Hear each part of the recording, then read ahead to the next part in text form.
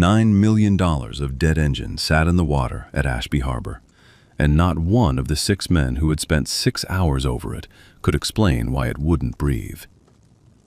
Why would a marina mechanic in a frayed jacket be the only person on the dock who isn't afraid of it? He stood at the edge of the crowd in a faded navy work jacket, hands loose at his sides, watching the way other people watch weather. Bertram Ashby did not know his name. Bertram Ashby did not intend to learn it. He had a signing ceremony in 11 days, a flagship yacht that refused to turn over, and a dock full of consultants whose invoice, so far, ran close to $40,000 for silence. He turned from the rail, saw a man in a stained uniform shirt standing where the ropes were tied, and did what men who have never been told no in their own harbor tend to do. "You, dockhand." He didn't wait for a correction. He pulled a 20 from his jacket pocket, folded it once, and threw it so it landed near the man's boots. $20 if you can get that engine to turn over before my consultants finish their coffee. Go on. Free money for standing there. The engineers laughed, the way men laugh when they've already been humiliated by a machine and need someone else to be humiliated worse. One of them, a young man with a tablet and a company polo, said something about letting the man try, since it couldn't get more embarrassing than the last 6 hours. Everett Sawyer looked at the bill on the dock boards. He did not pick it up. He looked instead at the yacht. 94 feet of white hull and dark glass, engine dead in her belly, like something that had simply stopped believing in itself. And something in his face changed by perhaps a half an inch. The kind of change only a person who had once loved this exact machine would recognize. He tilted his head, listening to a silence no one else in the crowd found interesting. "I'll need my kit from my truck," he said. Not a question, not an argument. 4 words, flat as the dock beneath him. Bertram checked his watch, already bored with his own joke. 4 minutes, he said, and then we call the 5th firm. Everett didn't answer that either. He walked below deck alone, past men holding laptops like shields, into the engine room where the air smelled of diesel and warm metal and something else underneath it that the consultant's instruments had never been built to measure. He crouched. He rested his palm flat on the housing, not turning a single bolt, and waited, the way a man waits beside someone he has known a long time. 4 minutes later, the Aldington 800 caught. It didn't sputter. It didn't hesitate. It rose into a low, even growl that traveled up through the hull and into the soles of every stunned pair of shoes on that dock, and the 6 engineers who had failed all day stood in a silence thick enough to touch. Because a man in a $20 jacket had just done in 4 minutes what their firm could not do in 6 hours and $40,000. Stay with this one to the end. The 4 minutes are the easy part. 3 days earlier, on an ordinary Wednesday, the only engine Everett Sawyer had tended to was a pot of oatmeal on a low flame. And the only diagnostics that mattered were whether Josie had eaten enough of it before the bus.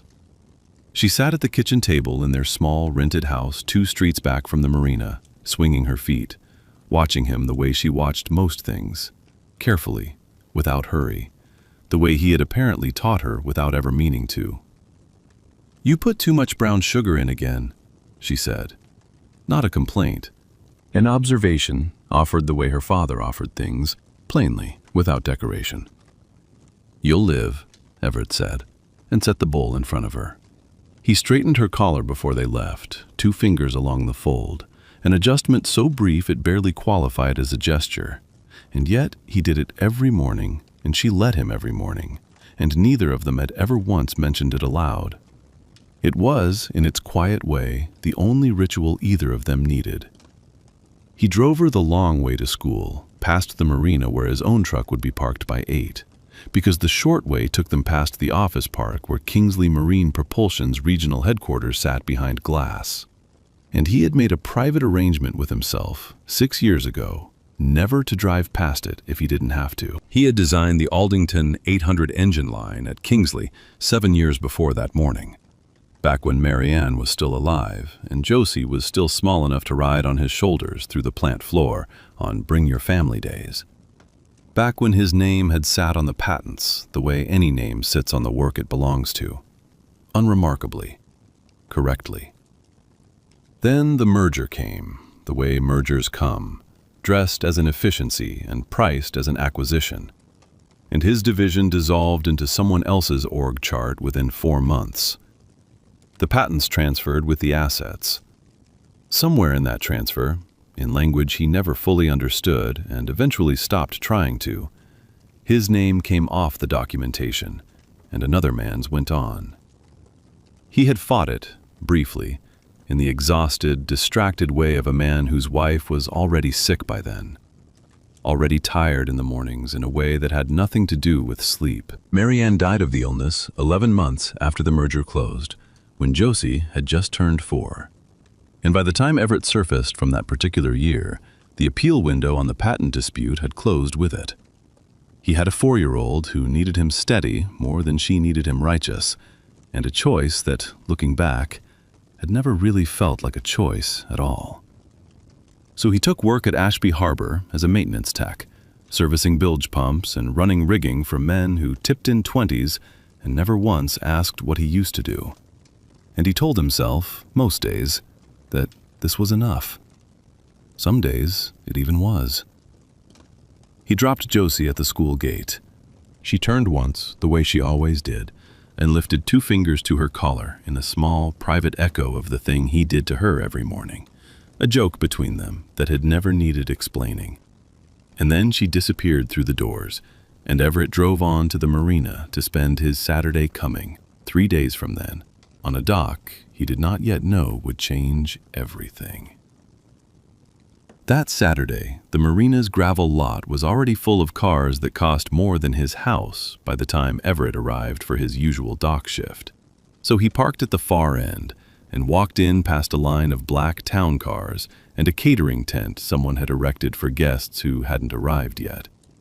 Bertram Ashby's personal assistant, a young woman with a clipboard and an expression of practiced urgency, waved him toward the gangway without looking at his face. "You're the extra hands, right? Go on down. They need someone to hold cable." He didn't correct her. He rarely corrected anyone about anything, a habit some people mistook for meekness and others, the sharper ones, correctly read as patience. The scene below decks was 6 hours old by then, though Everett didn't know that yet.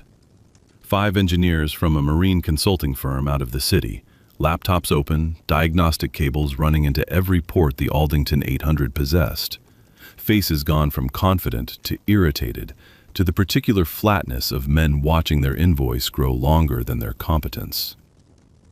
Bertram Ashby stood above them on the dock in a blazer too fine for a boatyard, checking his watch every few minutes as though the engine might be shamed into starting by his impatience alone. "Friend," Bertram said, to no one and everyone, the word he used instead of learning names. "We are 11 days from the most important signing of my father's company's history, and I am being told my flagship yacht, my flagship, cannot start because of, what was it, a sensor variance?" One of the consultants offered something about firmware and load calibration. Bertram didn't appear to hear it. His eyes had drifted instead to Everett, standing at the rail in his faded jacket, with another man's old patch still ghosting beneath the newer Marina logo stitched over it. And something about the stillness of him. The unhurried hands, the head tilted a half-inch as though listening to something the engine had already told him, seemed to strike Bertram as an insult in itself. "You," he said, the same word he'd use on the dock, because he hadn't yet learned there was any other word to use. "What's the jacket for? You look like you crawled out from under a boat." A ripple of laughter went through the consultants. Not cruel exactly, just the easy laughter of men relieved to have someone else's dignity to spend instead of their own. Everett said nothing. He looked at the yacht instead, at the long white hull sitting dead in its slip, the way a man looks at an old friend he hasn't seen in years and is trying, politely, not to stare at too long.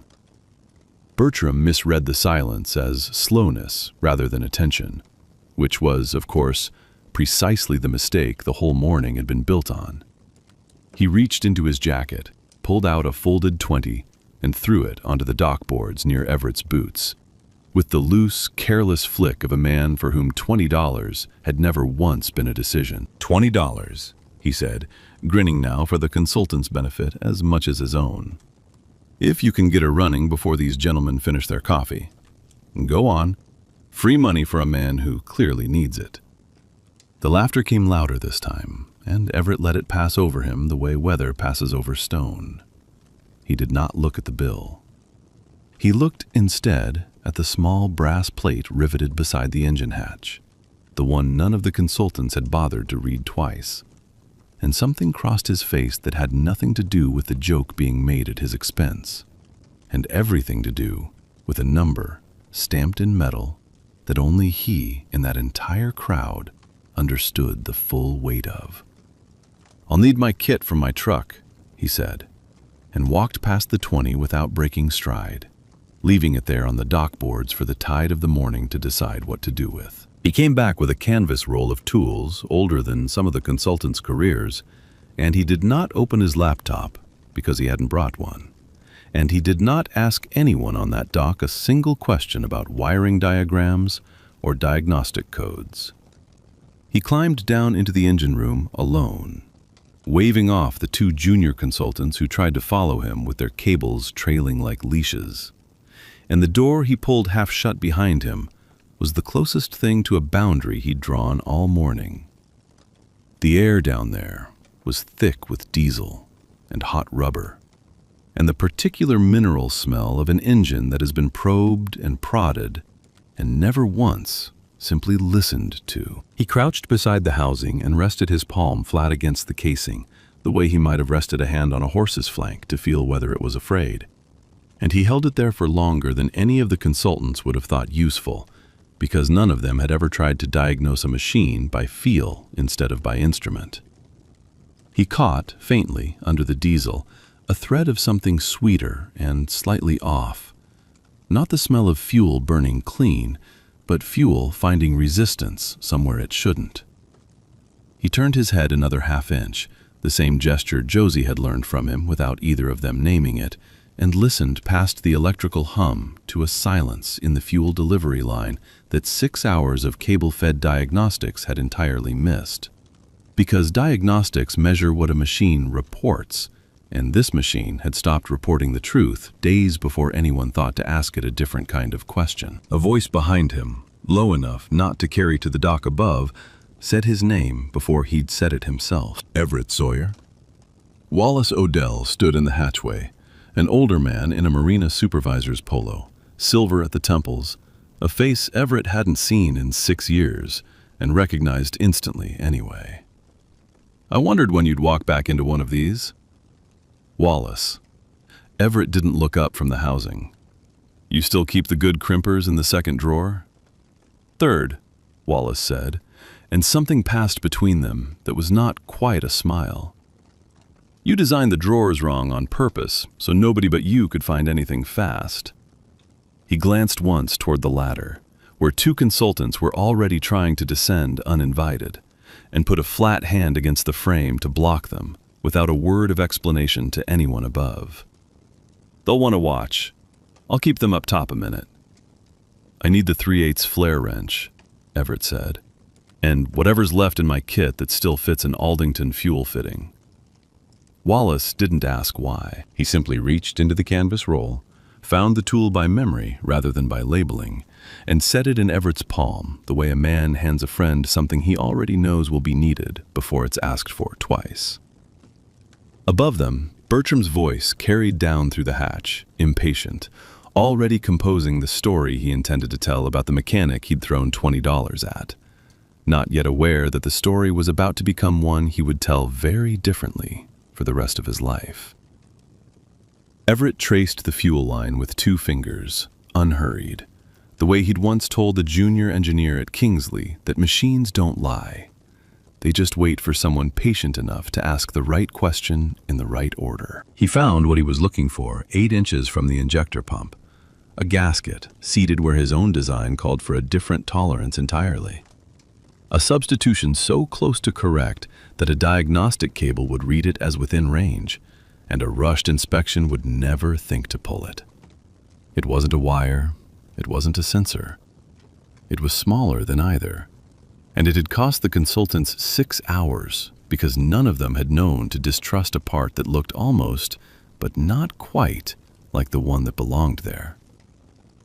He set his palm flat again, still, and said nothing for a moment that felt, to Wallace, considerably longer than it was. Everett didn't announce what he'd found. He simply reached into the bottom of his canvas roll, past tools he hadn't needed to use in years, and drew out a gasket wrapped in a shop rag, alongside a scorched brass ignition plate he'd carried in that same toolbox since the day Kingsley's demolition crew had cleared his old test bay. A keepsake he had never once thought he'd need for actual work again. He fitted the spare gasket in place of the substitute with hands that did not hurry and did not shake, seated the fitting, and reached for the ignition without a word to anyone above the hatch. The Aldington 800 caught on the 4th minute exactly. It didn't cough or hesitate the way it had for 6 hours under other hands. It rose immediately into a deep, even growl that climbed through the hull and up through the dock boards themselves, and the consultants who had been leaning over the hatch went rigid. And somewhere above, Bertram Ashby's sentence about his signing ceremony died half-finished in his throat. Wallace stepped up through the hatch first, into the sudden hush, and said the thing he had been holding since the moment he'd spoken Everett's name below decks. Said it plainly, without ceremony, the way a man delivers a fact rather than a speech. That man designed this engine, the whole Aldington 800 line, 7 years ago, from a blank sheet of paper. His name used to be on the patents before the merger took it off. Bertram's face did something none of the consultants had ever seen it do. The easy contempt drained out of it in stages. First, disbelief, plain and unguarded. Then something closer to alarm, as if you were recalculating every word he'd said in the last 10 minutes, and finding the total considerably larger than he'd budgeted for. He came down the ladder himself, past his own consultants, and crouched at the brass engine plate the way a man kneels to read a headstone he hadn't expected to find in his own boatyard. The stamped serial matched, digit for digit, the number scorched into the small plate Everett still carried, wrapped in a rag at the bottom of his kit. A private echo neither Bertram nor anyone else on that dock yet understood the meaning of. "You built this," Bertram said. It wasn't a question, and it wasn't quite an apology either. Just a man saying a true thing out loud for the first time that morning, testing the weight of it in his own mouth. Everett straightened, wiped his hands on the rag, and looked at him with the same stillness he'd offered the joke about the $20 an hour before. "I built the tolerances," he said. "The gasket someone put in 9 days ago wasn't one of mine." The dock, which had been laughing an hour earlier, said nothing at all.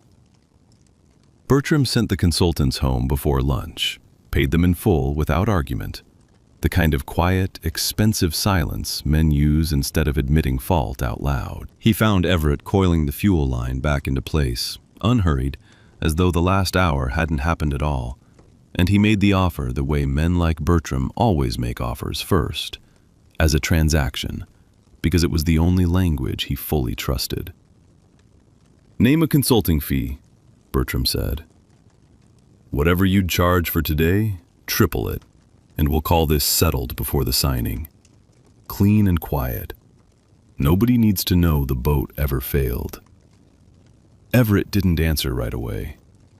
He set the last fitting, tightened it by feel rather than by gauge, and only then looked up. "I'd like to see the maintenance log," he said. "The whole file, not just this weekend." Bertram blinked, thrown by a request that wasn't the one he'd priced for. "It's routine service paperwork. There's nothing in it worth your time." "Then it won't take long to look," Everett said. And something in the flatness of the sentence made Bertram, for the first time that day, decide not to argue. Wallace pulled the file within the hour, printed and stapled, the kind of document nobody at the marina had read closely in longer than anyone wanted to admit. Everett went through it at the same pace he'd gone through the engine room, unhurried, tracing dates with one finger the way he'd once traced fuel lines. And he stopped 9 pages in on an entry that made Wallace go quiet before Everett had said a single word about it. The fuel line gasket had been replaced 9 days earlier, under a maintenance work order logged to the marina's service account. No technician's name was attached. No line item explaining why a part in working condition had been swapped at all. Just a part number, a date, and an authorization code that neither Wallace nor the 2 remaining junior staff on duty that afternoon recognized as belonging to anyone who currently worked the docks. 9 days, Wallace said slowly, puts it right before the press release went out about the signing ceremony. Bertram, standing in the doorway of the small dockside office where the file had been pulled, felt the transactional ease drain out of his voice for the second time that day. "That's not possible," he said. "Every maintenance order on this fleet routes through my operations office. I'd have signed off on it myself." "Did you?" Everett asked. Not a challenge, a single, quiet question, the kind he preferred to any argument. Bertram didn't answer, because he genuinely didn't know, and the not knowing sat on his face more plainly than any lie could have. 11 days remained before the stock transfer signing that would fold Ashby Marine's maintenance history, falsified entries and all, into a finalized sale no outside audit would ever be permitted to reopen. Everett folded the discrepancy report along its crease, the same unhurried motion he used on everything, and set it on the desk between them like a fact that had simply been waiting for someone patient enough to notice it. "Somebody wanted this boat down," he said, "for exactly long enough. I'd like to know who." He took Everett and Wallace 4 days to build the pattern, working evenings in the small dockside office after the paint jobs were done, cross-referencing service logs the way Everett once cross-referenced tolerance charts, patiently, without excitement, letting the numbers say what they meant instead of what anyone wanted them to mean. The same substitute gasket part number, a near match stamped by a supplier neither of them had heard of before that week, appeared in the maintenance history of 4 other vessels in the Ashby fleet, each swap logged within days of a scheduled inspection, each authorization routed through the same signature. Spencer Radcliffe, Ashby Marine's operations chief for 11 years, the man whose approval sat at the bottom of every maintenance order in the company, including, Wallace pointed out quietly, the one on the flagship yacht that had nearly cost Bertram his signing ceremony. The supplier, once Wallace pulled its registration, turned out to be a shell company 3 layers removed from a name that matched, almost exactly, an address Radcliffe's own brother-in-law had filed for a small parts distributor 2 years earlier. Radcliffe held shares in it. Quietly, unofficially, in a way that would never have surfaced if a widowed mechanic in a frayed jacket hadn't asked to see a maintenance log nobody had expected him to read at all. When Bertram brought the pattern to Radcliffe directly, in the privacy of his own office, Radcliffe did not deny the part numbers. He denied something else instead. "If parts were substituted," Radcliffe said, arms folded, voice even, "I'd want to know how a man who wasn't employed by this company had unsupervised access to that engine room in the first place. It's worth asking whether your mechanic friend tampered with the boat himself to manufacture exactly the kind of story that gets a man his name back on a patent." It was a clean accusation, delivered without raising his voice, the kind of accusation built to survive a single afternoon of scrutiny. It did not survive a second one. Wallace, methodical as ever, pulled the marina's shipping manifest for incoming parts, a routine document rarely read by anyone above the dock level, and found the substitute gaskets listed as received and installed, across all 5 vessels, 3 full weeks before Everett Sawyer had ever set foot back on Ashby property. The timestamp was unambiguous, logged by a supplier invoice Radcliffe himself had approved, and it placed the tampering, if that was even the right word for it, entirely before the day a $20 bill had ever left Bertram Ashby's hand. Radcliffe went quiet, the way men go quiet when a lie has just been outlived by paperwork. The boardroom at Ashby Marine's headquarters had never been built to hold this many kinds of person at once.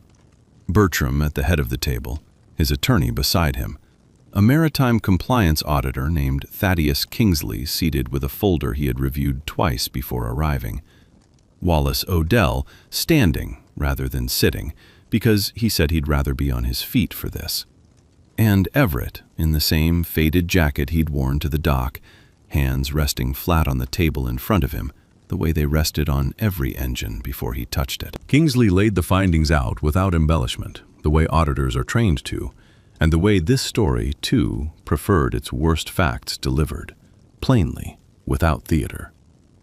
Substitute parts installed across 5 vessels over 14 months. A supplier with a hidden ownership tie to Ashby Marine's own operations chief. Falsified authorization codes designed to obscure who had signed off. A pattern that would have sailed straight through the stock transfer's finalized records if a single flagship engine hadn't failed on exactly the wrong weekend to keep it hidden. Radcliffe said very little in his own defense, because there was very little left to say.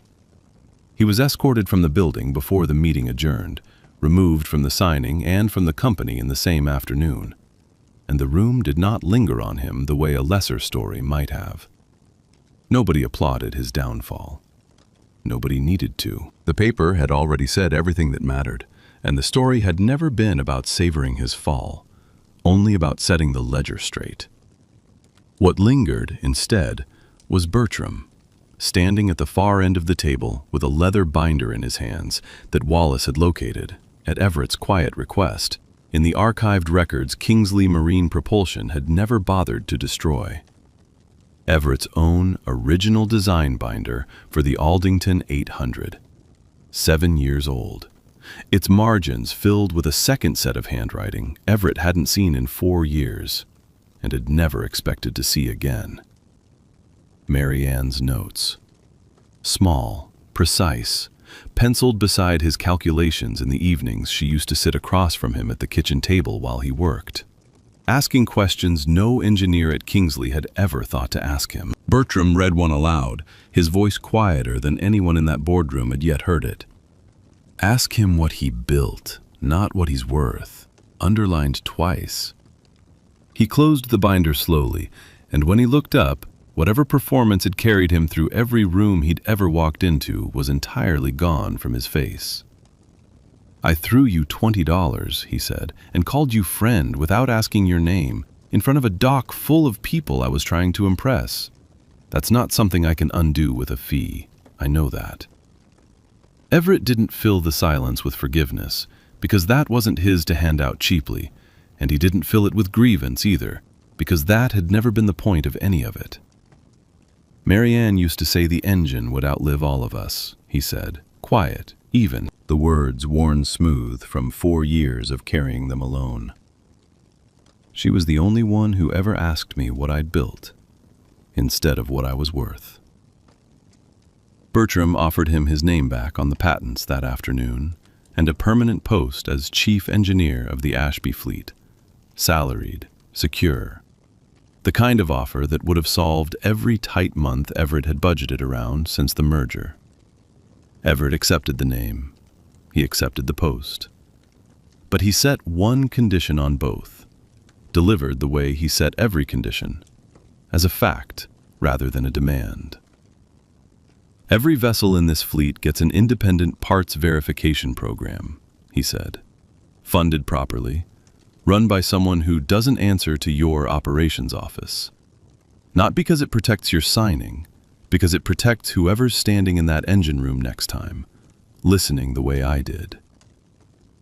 Bertram agreed before his attorney had finished drafting the terms. 3 months later, the Aldington 800 sat in her slip at Ashby Harbor, freshly serviced, engine humming clean under a hatch nobody feared opening anymore, and beside the small brass plate that had once carried only a serial number, a second plate now read Everett Sawyer, Chief Engineer of Record. The letters cut clean and permanent into brass that would outlast every person currently standing on that dock. Beside it, laminated and screwed flush to the cabin wall, hung a child's crayon drawing of a boat. Blue hull, yellow sun, a stick figure with a wrench that Josie had drawn the week her father told her, carefully, that the yacht he'd fixed had his real name on it now. Bertram Ashby crossed the dock most Saturdays now, the way other men cross a room they've learned to walk through differently. He greeted Everett by name, always by name, never friend, never a title used to avoid one. And the independent parts verification program Everett had asked for was already 6 weeks into auditing the rest of the fleet. Quietly, without ceremony, exactly the way Everett preferred anything important to happen. If you believe quiet competence deserves to be seen before it's convenient, you already know why this one stayed with people. That evening, in the small workshop behind their house, Josie sat on the stool she always used while her father cleaned a set of wrenches that no longer needed to earn their keep in secret. She watched him the way she always watched things, carefully, without hurry, and asked the one question she'd apparently been saving. "Does the boat know it was you?" she said. "That fixed it, I mean. Does it remember?" Everett set the last wrench down and looked at her for a moment before he answered. The same unhurried look he gave any machine before he touched it. "Some things," he said, "remember exactly who built them."